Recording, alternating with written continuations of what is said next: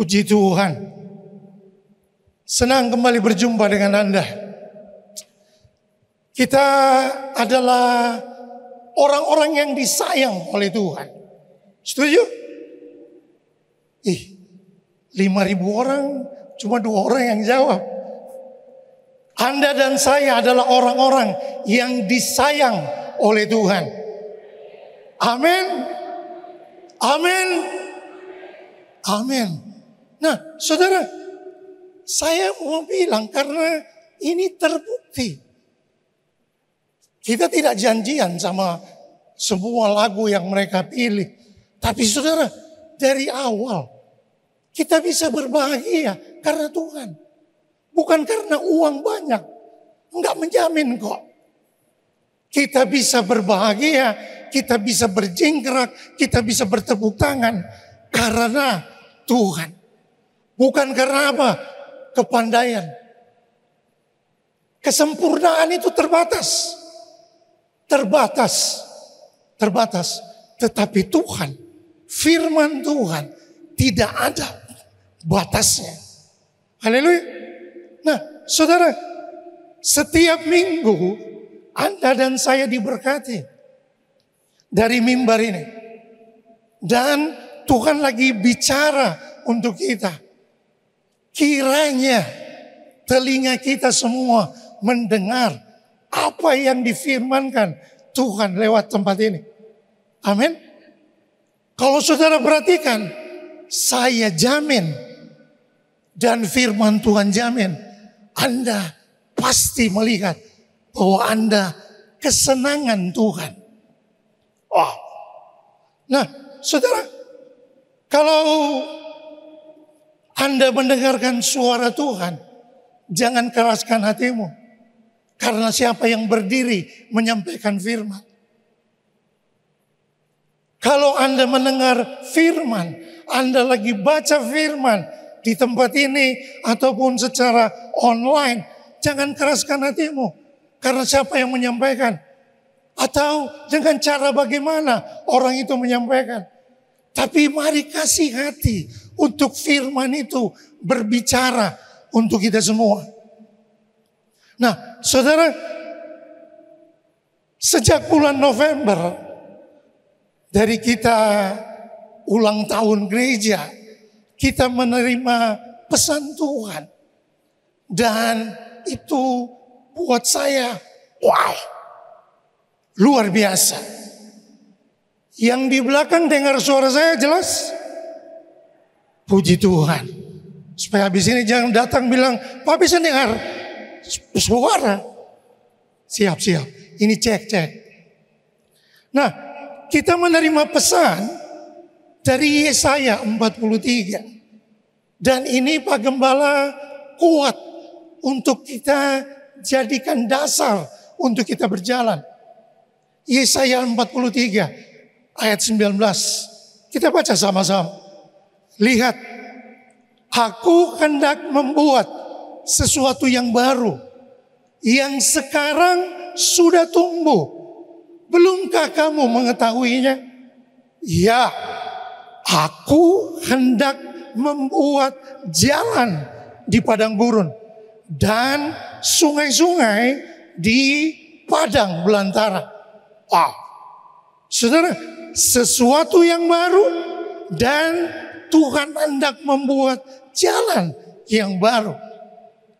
Nah, saudara, waktu saya baca ayat ini, setelah diterangkan berulang-ulang, ada tiba-tiba dalam pikiran saya begini, Tuhan, kenapa Tuhan kasih firman ini?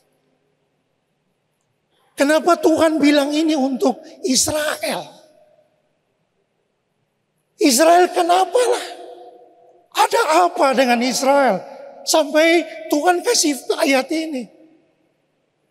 Itu menarik perhatian saya. Dan itu kayak, Tuhan, Israel lagi bikin apa? Mengapa sampai Tuhan mau membuat sesuatu yang baru?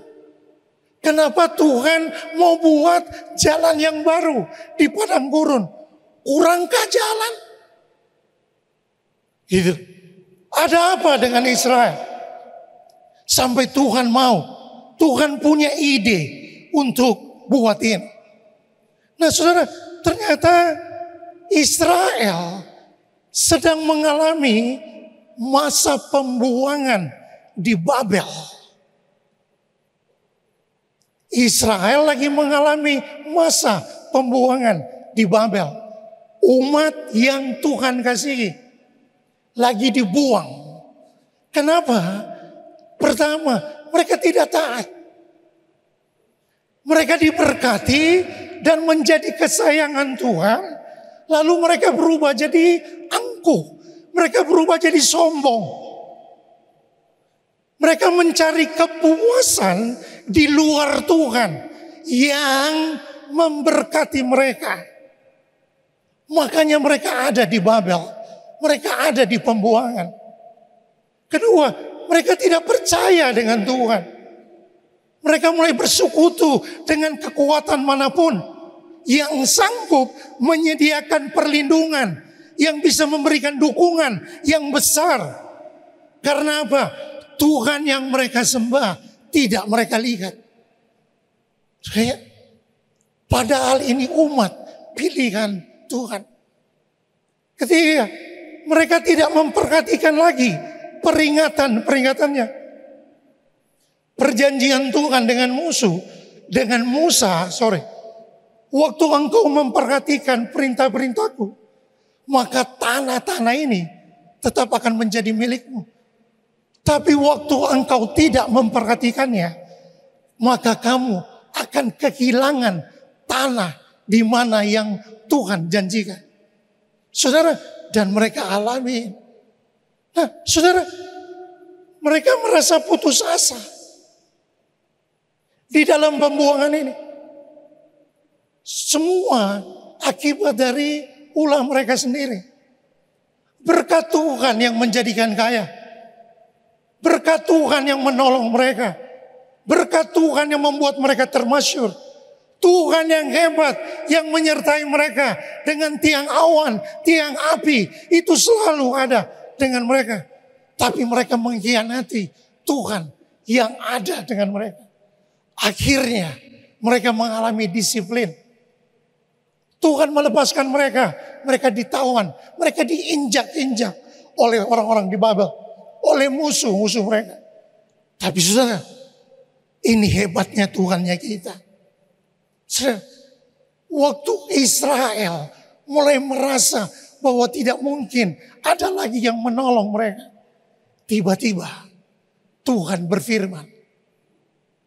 Ayat itu tuh. Dia hendak membuat sesuatu yang baru. Dia hendak membuat jalan yang baru. Cuma karena apa? Dia tetap sayang umat kepunyaannya. Dia tidak tahan waktu mereka mengalami disiplin. Waktu mereka ditindas oleh musuh-musuh mereka. Lebih dari apa yang Tuhan harapkan. Tuhan turun tangan. Haleluya. Saudara, ini kabar baik untuk kita. Apa masalah saudara? Saudara lagi bangkrut kah? Saudara lagi keluar dari Tuhan kah? Saudara lagi kenapa dengan Tuhan? Hubungan saudara lagi hancur kah dengan Tuhan? Keluarga saudara lagi berantakan kah? Anak-anak lagi berontak kah? Dengar, Tuhan mau membuat sesuatu yang baru. Dia hendak membuat jalan yang baru. Haleluya. Makanya saya bilang, wow, kita disayang Tuhan. Kita disayang Tuhan.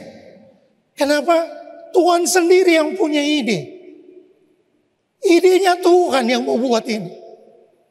Nah, saudara, ini keren banget. Kenapa? Karena firman ini datang buat kita. Firman ini datang buat Anda dan saya. Apapun keadaan kita. Mari terima firman ini. Haleluya. Kita diberikan ini. Saudara, Bapak Ibu, bro, sis, ayo sukacita dengan Tuhan. Dia hendak membuat sesuatu yang baru. Tetap terhubung dengan Dia. Tetap berharap dengan dia. Haleluya. Nah, saudara, masalahnya adalah ada blank spot. Ada blind spot. Saya tahu pasti saudara masih segar dengan khotbah dari Pak Joni. Amin. Bilang amin dulu kak. Lihat saudara bukan. Padahal kita ada terima berita sukacita nih. Haleluya. Lah puji Tuhan. Senyum begitu kan. Aduh enak banget. Nah saudara. Bayangkan loh. Blank spot. Kita mengetahui apa yang menjadi kekurangan kita. Blind spot. Ada ketidaktahuan. Tidak mengerti. Tidak pernah kepikiran. Pak Joni sharing itu. Dan ada sweet spot. Asik. Asik. Nah saudara. Terus Pak Jonathan bagi untuk kita. Mengapa orang tidak bisa berfungsi? Kenapa tidak ada progres? Kenapa tidak bisa berbuah? Karena apa? Mereka tidak tahu. Mereka tidak kenal. Mereka tidak diajar. Dan ini yang paling parah. Mereka malas. Malas. Ini jadi blind spot. Nah, saudara, supaya kita tidak mengalami blind spot, blank spot, kita perlu kembali ke firman. Kita perlu kembali mengenal Tuhan. Kemarin Bapak Pendeta yang diurapi kan, ayo ganti arah jalanmu. Nah saudara, semuanya kayak Tuhan susun semua. Asik banget. Itu kalau wow Tuhan, betapa Tuhan sayang jemaat ini. Dan semua yang ikuti online. Kita disayang oleh Tuhan. Ganti arahmu. Kalau kamu temukan bahwa itu salah, rubah. Tuhan tidak pernah tidak setia. Dia tetap setia. Haleluya. Nah, saudara, Hosea 4 ayat 6a bilang begini. Umatku binasa karena tidak mengenal Allah. Nah, tidak mengenal di sini lack of knowledge. Dalam terjemahan aslinya berarti begini, kekurangan pengetahuan. Tidak mengerti, gagal paham. Bukan tentang hidup ini, tapi tentang Tuhan. Tidak mengerti dengan apa yang Tuhan mau. Hidup kita adalah mengisi, mengambil bagian dari apa yang Tuhan janjikan. Nah, saudara, kita gagal paham tentang jalan-jalan dan sifat-sifatnya Tuhan. Yesus sudah buat jalan. Ibrani 10 kan, ayat 20. Dibilang karena ia telah membuka jalan yang baru dan yang hidup bagi kita melalui tabir, yaitu dirinya sendiri. Kita sudah diterangkan. Bayangkan loh, Yesus sudah buat jalan itu. Tapi kadang kita masih kehilangan. Kita masih ada blank spot. Kita masih ada blind spot. Cuma karena apa? Kita gagal paham. Kita salah mengerti. Kita nggak tahu tujuan akhir. Nah saudara, Yesus buat jalan. Berarti Yesus sudah lebih dulu melaluinya. Sampai di akhir. Yesus tahu kok semua rintangan. Yesus tahu semua cobaan. Yesus tahu bahwa semua persungutan. Yesus tahu. Yesus tahu bahwa kita kekurangan. Yesus juga alami itu. Yesus sudah mengalaminya. Makanya dia bisa berani bilang, akulah satu-satunya jalan, kebenaran, dan hidup. Nah, saudara, kita harus kembali. Kita harus terhubung. Dengarkan instruksinya. Supaya apa? Kita bisa tiba di tujuan. Nah, saudara, kan sekarang ini kita lagi naik di sini. Ada yang pakai kendaraan online, ada yang pakai ya biasa ojek biasa, angkot. Tapi yang online, saudara mesti kasih masuk titik dari mana saudara start. Dan di mana tujuan akhir saudara ya. Itulah. Supaya apa? Sopirnya tidak salah jemput. Dan tidak salah antar. Dan saudara bisa tiba dengan selamat sampai di tujuan yang saudara maksud.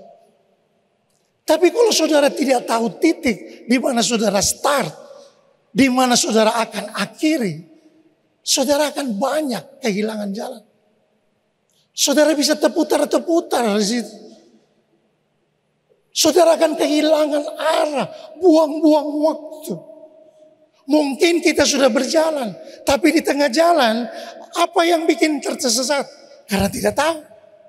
Atau mungkin lelah. Itu bikin berhenti di tengah jalan. Tidak sampai di tujuan. Karena itu tadi, kita salah juga kasih masuk titik. Kita tidak tahu tujuan akhirnya. Ini hidup bikin apa sih? Oh, cuma circle saja. Lahir, sekolah, besar, lulus kampus, ujian, kawin. Kawin, punya anak, anak, besar, ini. Kita circle itu aja. No, pelajari. Kita mesti tahu apa yang Tuhan mau. Apa yang Tuhan rancang untuk kehidupan kita. Amin. Nah, saudara, satu-satunya untuk kita tidak tersesat, ayo terhubung kembali dengan Tuhan. Terhubung kembali dengan firman-Nya.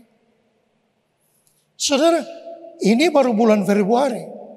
Tapi bayangkan, dua kali pesan ini berulang. Pak Jonathan untuk pertemuan dengan semua leader. Bahkan Pak Gembala sampaikan ini waktu baku dapat keluarga. Firman, baca firman itu penting. Baca firman itu penting. Sama-sama bilang buat saya dulu, penting. Kurang orang. 1, 2, 3, penting. Sedap. Baca firman itu penting.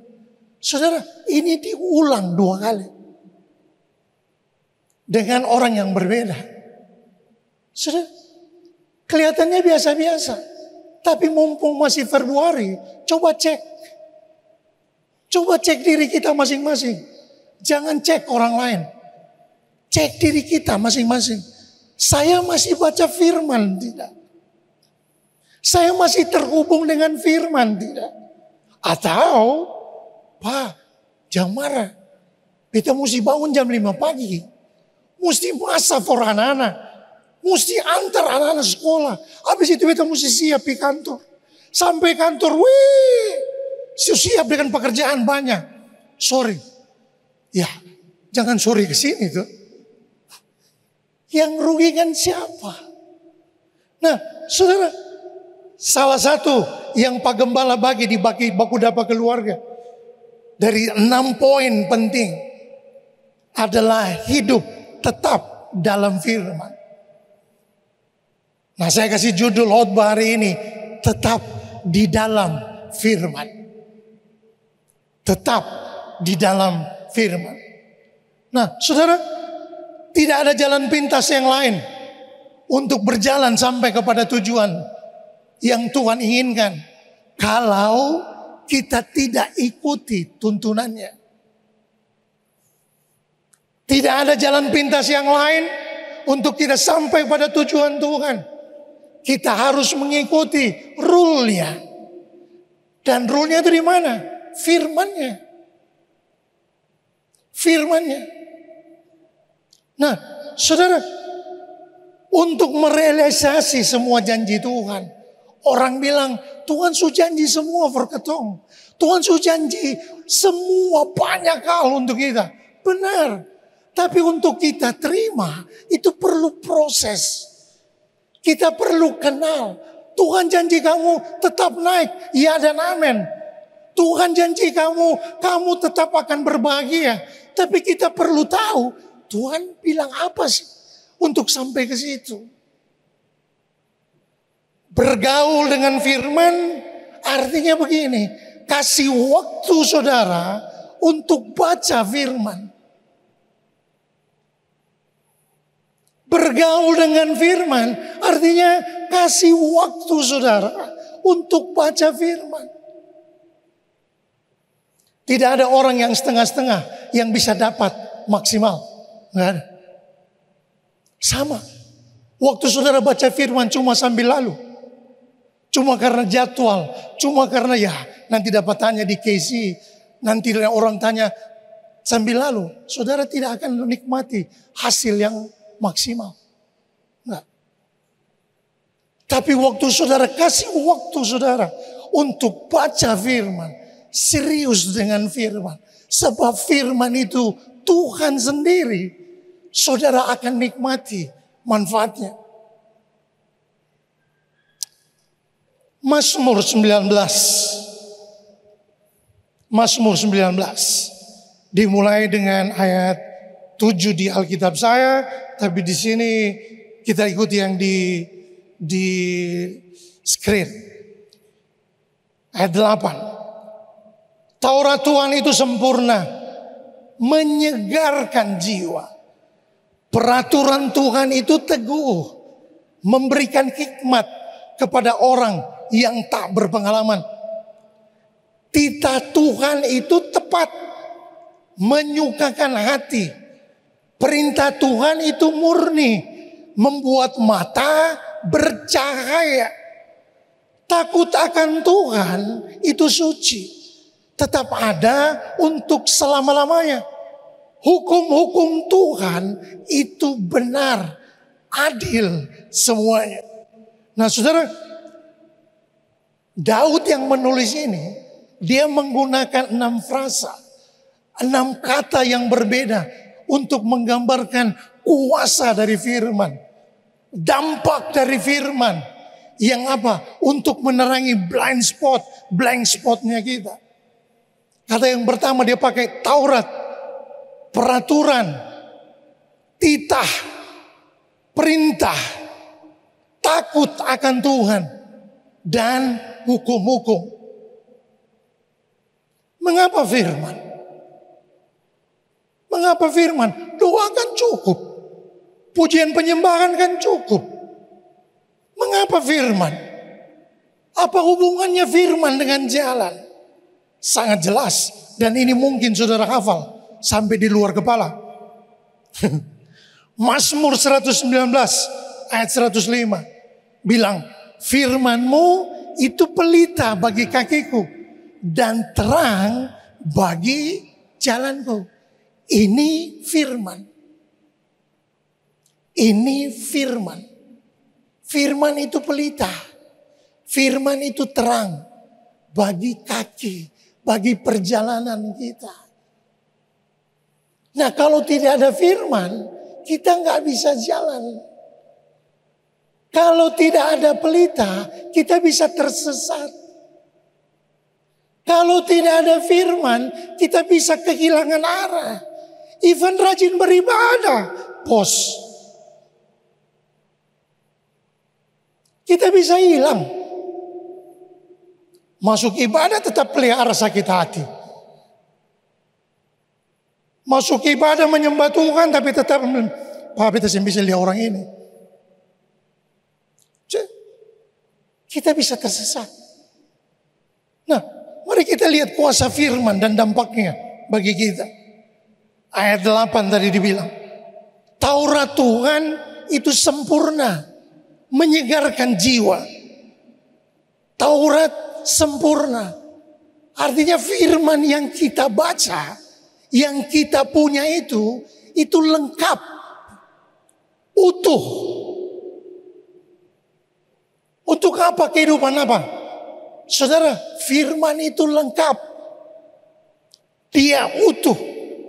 Dia penuh dengan integritas ilahi untuk mempengaruhi, untuk melengkapi kita sesuai dengan kebenaran dan fakta. Itu sempurna. Akibatnya apa? Menyegarkan jiwa. Firman yang kita baca, firman yang kita renungkan, firman yang kita bergaul dengannya, itu akan apa? Menyebabkan perubahan dalam hidup. Hidup kita dikonversi. Hidupmu yang salah, hidupmu yang telanjang, hidupmu yang dosa, firman sanggup untuk rubah. Dia sanggup. Dia sanggup untuk memulihkan kembali integritas. Dia sanggup untuk memulihkan hubungan spiritualitas. Saudara, saya pernah gagal. Saya pernah ada di titik nol. Integritas hilang. Ketemu orang bisa pandang dengan mata sebelah. Ini pendeta apa model begini? Saya rasa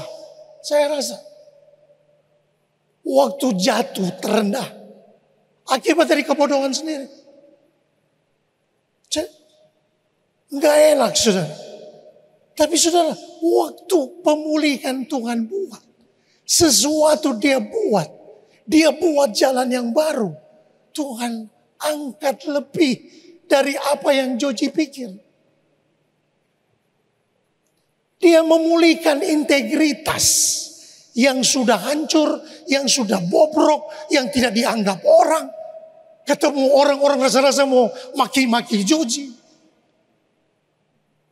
Tapi waktu bergaul dengan firman, karena rasa-rasanya tidak ada teman lagi. Cuma duduk di kaki Tuhan, bernyanyi dengan dia. Harapanku di dalam-Mu, hanya Kau Yesus kuatku.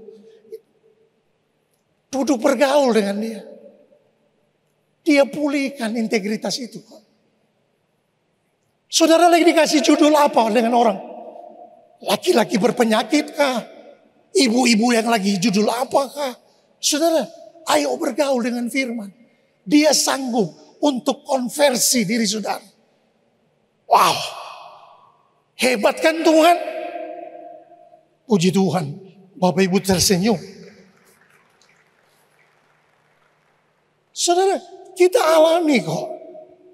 Saya ngobrol dengan beberapa orang. Ada rasa yang berbeda waktu kita tidak baca firman. Dan waktu kita baca firman. Tapi ada juga yang merasa biasa-biasa saja. Kemarin baca firman, sengpa. 2 hari yang lalu, sengpa. 1 bulan yang lalu, sengpa. Lalu Anda biasa-biasa saja. Ada yang salah. Nah, saudara, kenapa Bapak bisa gampang ruk-ruk? Ruk-ruk ini jenis bahasa Ibrani untuk ini bahasa Ambon, logat Ambon, dialek Ambon untuk orang yang suka cepat marah-marah. Gitu.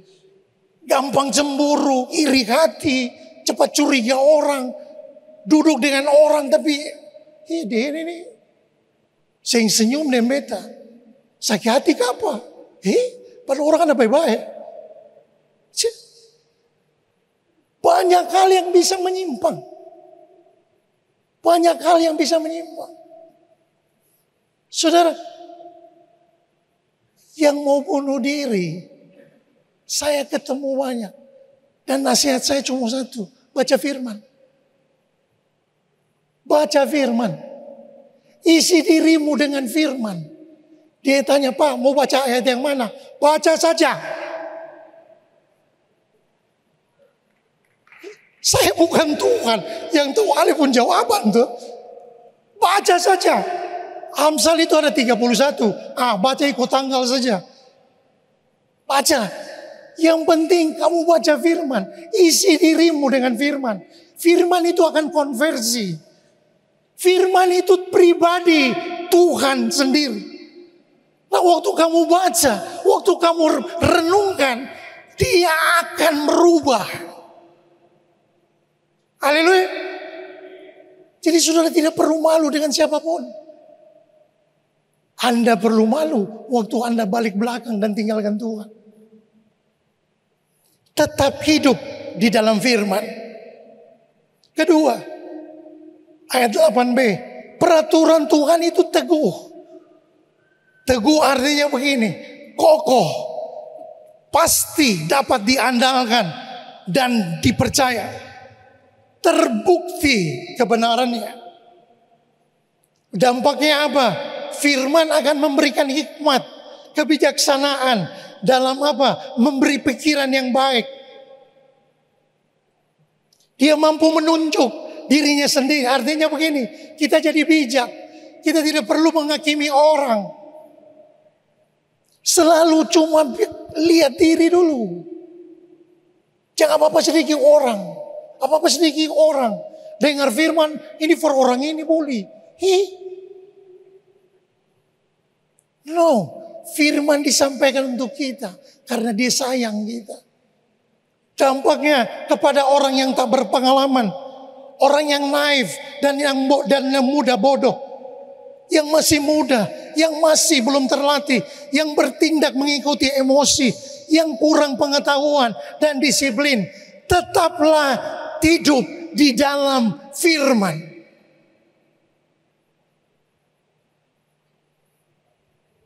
Ketika Anda dan saya mengandalkan firman, firman itu akan memberikan kita hikmat. Artinya firman itu akan menjadikan kita hebat.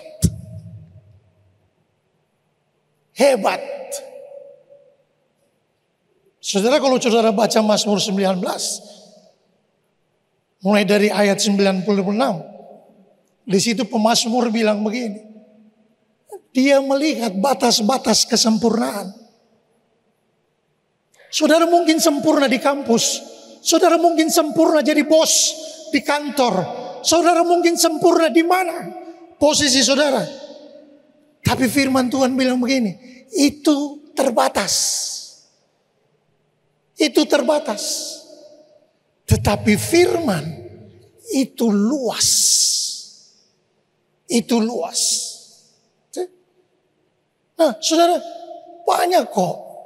Kalau mau bilang Joji, aduh, anak nakal-nakal dulu. Tapi saudara, waktu bergaul dengan firman, bayangkan loh, di hadapan duta besar, duduk konseling. Asik.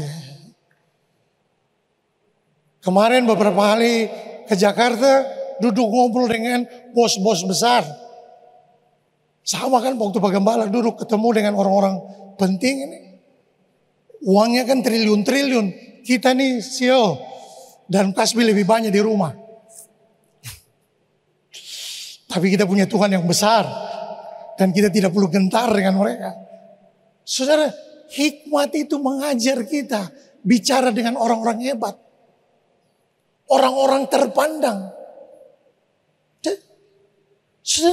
Saudara mau jadi apa? Baca firman. Baca firman. Baca firman. Di Mazmur 119 dibilang begini. Perintahmu, ayat 98. Perintahmu membuat aku lebih bijaksana daripada musuh-musuhku. Sebab selama-lamanya itu ada padaku. Itu tidak ada di screen. Ada di Alkitab. Supaya saudara baca.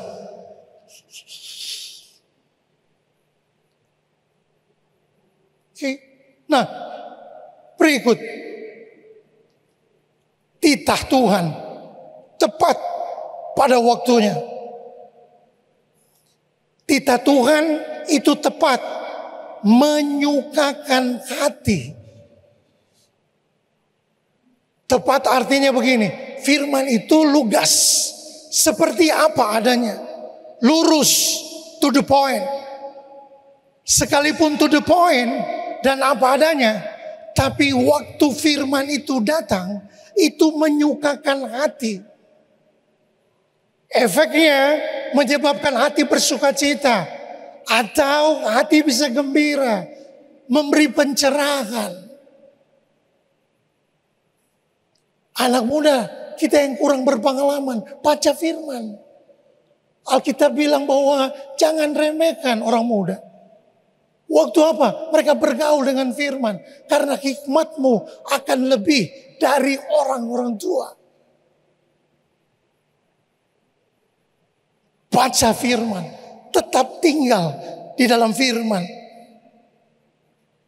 Firman selalu datang di waktu yang tepat. Selalu tepat waktu. Mungkin kita tuh ujian. Proses alami berulang-ulang. Lalu firman baru datang kasih tahu. Oh, ternyata begini ya. Dan itu menggembirakan. Itu membuat sukacita. Kita karena saya juga termasuk di dalamnya, tersinggung dengan orang yang menyampaikan firman. Tapi sudah firman waktu datang itu menyembuhkan kok. Firman disampaikan, disembuhkan nyala mereka. Firman itu mencerahkan mata hati kita dan menimbulkan sukacita. Keempat, perintah Tuhan itu murni, membuat mata bercahaya. Perintah Tuhan itu murni, artinya begini, firman itu bersih, jernih, jujur, tidak tercemar, tidak ada maksud, tidak ada tendensi di dalamnya. Murni, dia bersih, dia jujur, dia tidak tercemar. Jadi kalau saudara baca nasihatnya, nasihat yang benar, tidak ada kecemaran di situ. Akibatnya membuat mata bercahaya, menerangi cara pandang, bisa memberi persepsi yang benar. Kita bisa mengerti orang. Kenapa orang ini begini? Selalu begini saja terus. Tapi waktu kita rajin, tetap bergaul dengan firman, kita akan punya mata yang terang. Mata kita bercahaya. Karena apa? Kita mengerti, oh dia ternyata masih terikat begini. Oh masa lalunya dia begini. Jadi dia masih butuh Tuhan. Dia masih perlu orang untuk menolong dia.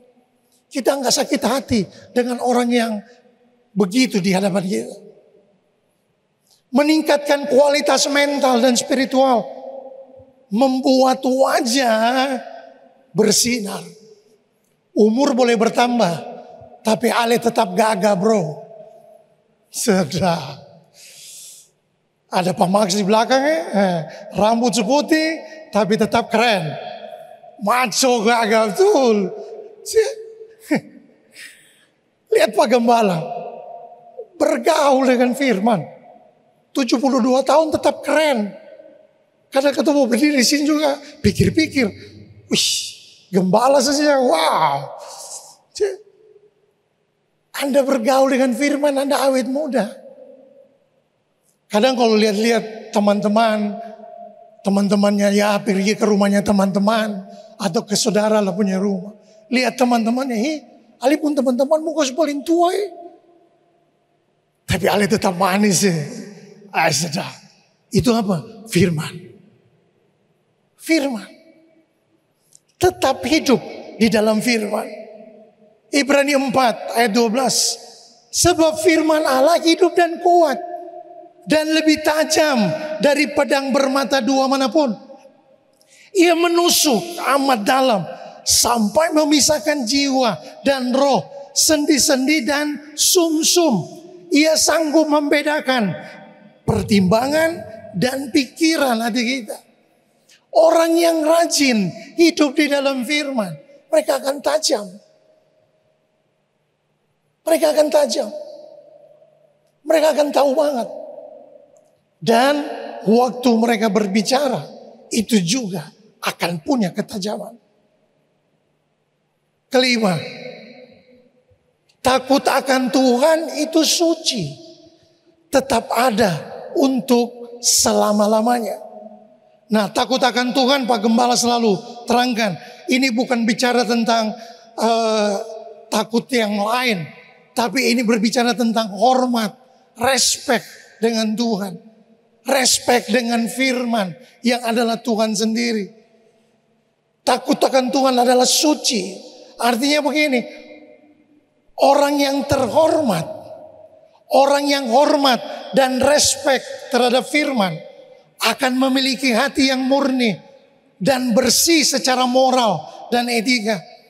Hatinya tidak tercemar dan hatinya tidak menyeleweng.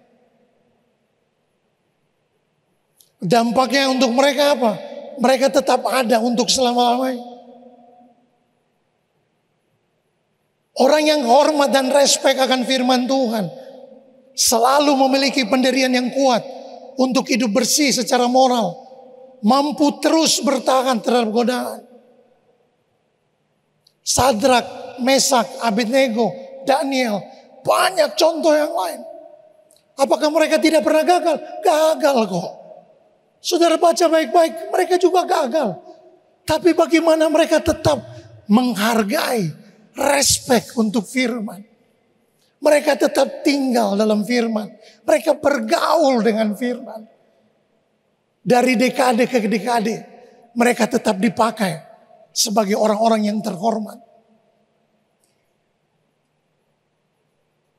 Keenam, hukum-hukum Tuhan itu benar, adil semuanya.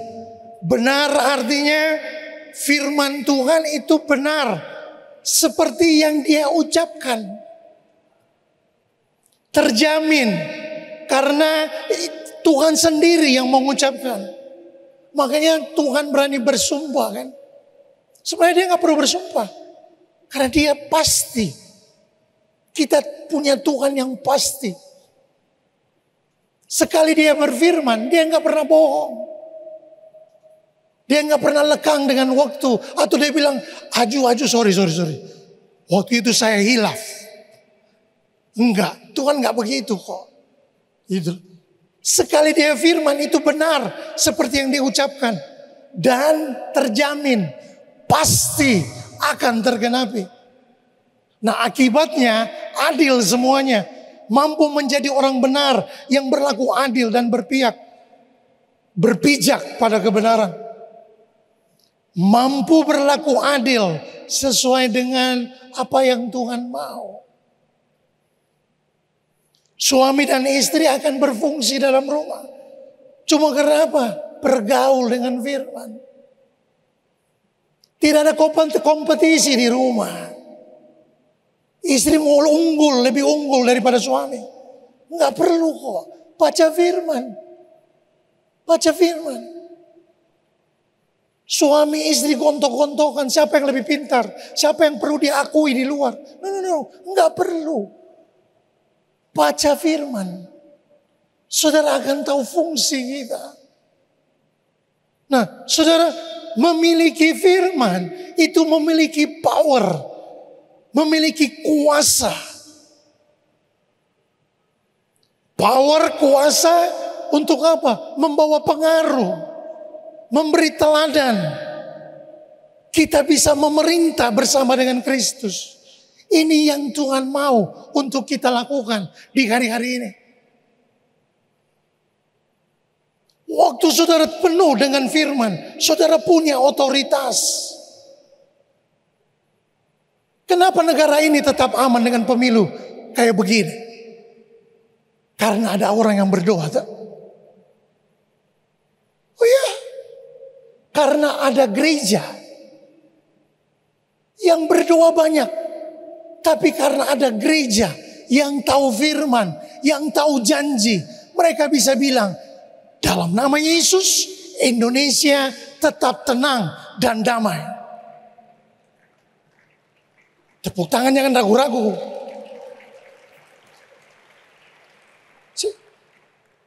Kita bisa bilang, siapapun presidennya, nggak usah gontok-gontok. Tetap besok saudara harus bekerja, cari uang. Siapapun presidennya, kayak gitu. Siapapun yang akan duduk di legislatif, biasa sah. Sih nggak usah sakit hati. Teman saya cerita begini kemarin, dia masuk, dia bawa anaknya, terus ini akhirnya bikin kacau di rumah katanya. Dilihat mamanya coblos nomor 4. Mamanya coblos nomor 4. Anaknya langsung berteriak, "Mama, kenapa tidak finish nomor 0?" Bayangkan, orang jadi tahu, semua langsung tahu. Oh, mama tusuk nomor ini.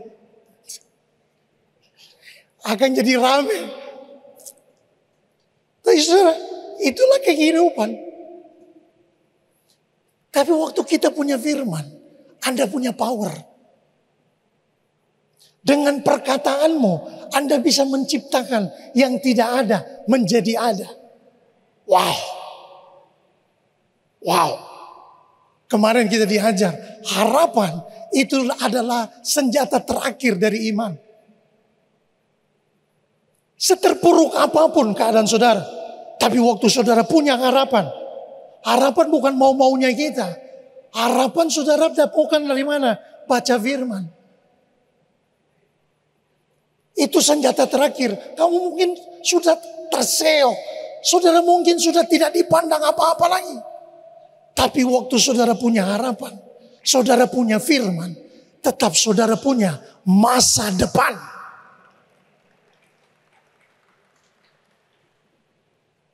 Saya tutup dengan ayat ini. Mari teman-teman tim Present Worship. Yosua 1 ayat 8. Bilang begini. Jangan engkau lupa memperkatakan kitab Taurat ini. Tetapi renungkanlah itu siang dan malam. Supaya engkau bertindak hati-hati sesuai dengan segala yang tertulis di dalamnya. Sebab dengan demikian perjalananmu akan berhasil.